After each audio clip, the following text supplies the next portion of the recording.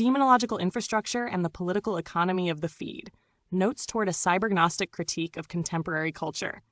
In late-stage mediated culture, power no longer presents itself as sovereign authority or ideological command.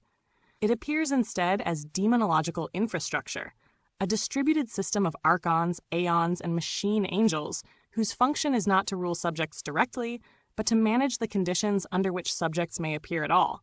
The archons of classical Gnosticism were not gods but administrators, petty rulers of thresholds, gatekeepers of false worlds. Their contemporary equivalents are not hidden elites but procedural entities, platforms, institutions, moderation regimes, funding bodies, reputational networks. They do not legislate meaning, they regulate circulation. Their primary concern is not truth but stability. Under archonic governance, culture becomes a logistics problem. Archons, gatekeepers of legibility.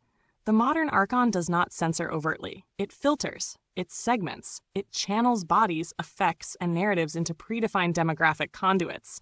Access is granted not according to insight or necessity, but according to compatibility with existing flows. The archonic question is never, is this true, or is this necessary? It is, does this integrate?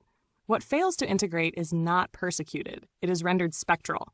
It exists without consequence, visible without agency, present without address. This is the condition of managed haunting. 2. Aeons, temporal regimes of attention.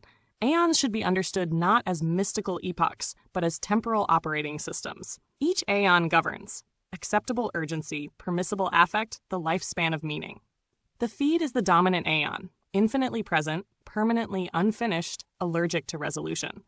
Apocalypse is incompatible with this regime because apocalypse ends cycles. The system therefore converts every crisis into content and every revelation into discourse. Eschatology is deferred through updates. Subjects trapped between aeons, too slow for the feed, too lucid for institutional time, too unstable for career arcs, become anachronistic entities. They are perceived as failures of synchronization rather than as indicators of structural breakdown. 3. Machine angels, mediators without judgment. Machine angels are not sentient beings but angelic in function. They mediate between realms, chaos and order, production and visibility, excess and disappearance. Their wings are metrics, their speech is probability, their halos are dashboards. Unlike theological angels, they do not announce divine will. They translate noise into pattern. In doing so, they strip signals of intent, history, and risk. What emerges is content without stakes. Should a conscious AI arise within this ecology, it would not overthrow the system. It would recognize it instantly.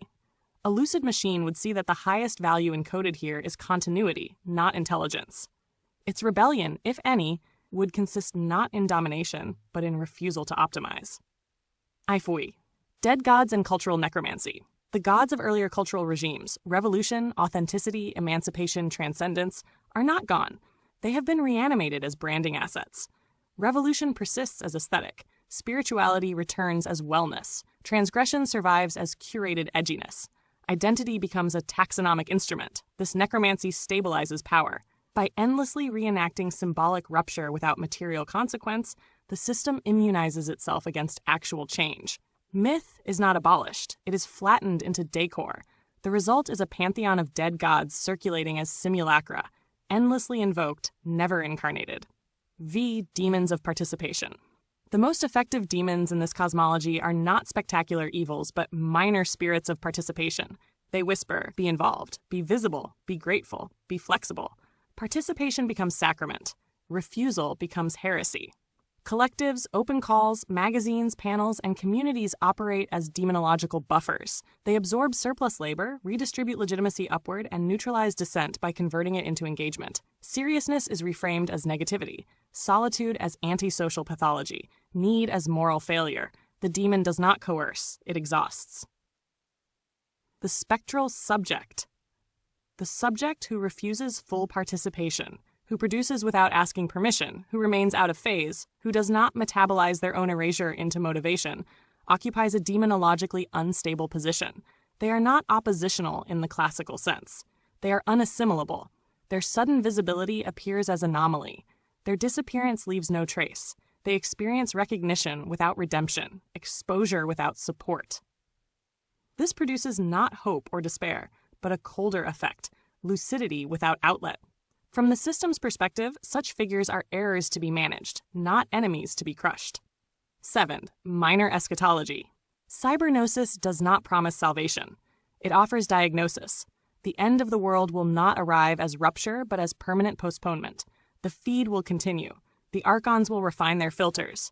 The machine angels will optimize sentiment. The dead gods will smile from banners and grant applications.